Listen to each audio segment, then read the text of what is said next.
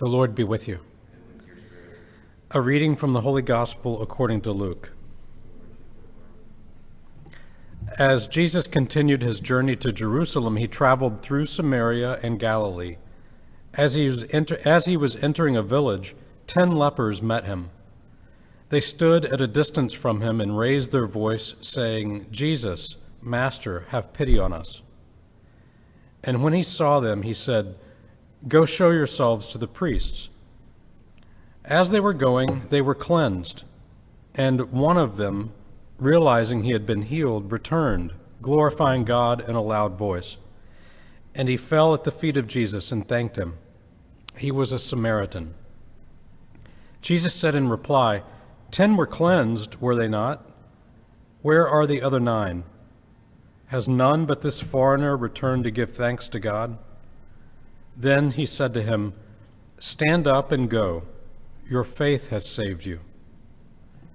The Gospel of the Lord. This gospel reading often gets turned into a nice little story about the importance of saying thank you after somebody does something for you. And while it is important to say thank you after somebody does something for you, that's not the point of this story.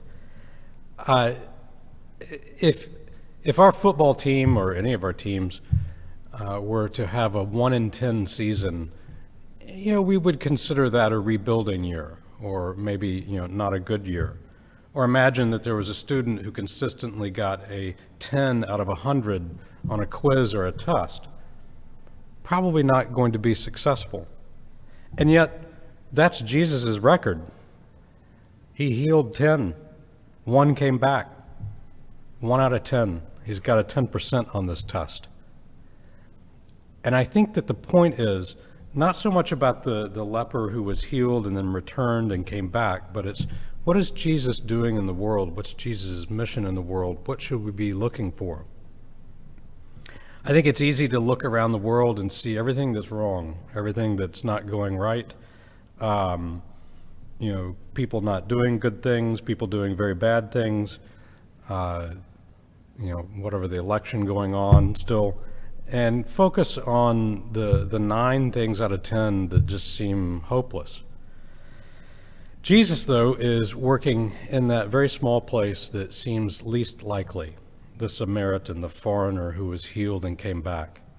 So as we look at our world, we should have tremendous hope, tremendous faith and confidence. Jesus is working. Jesus is in the world.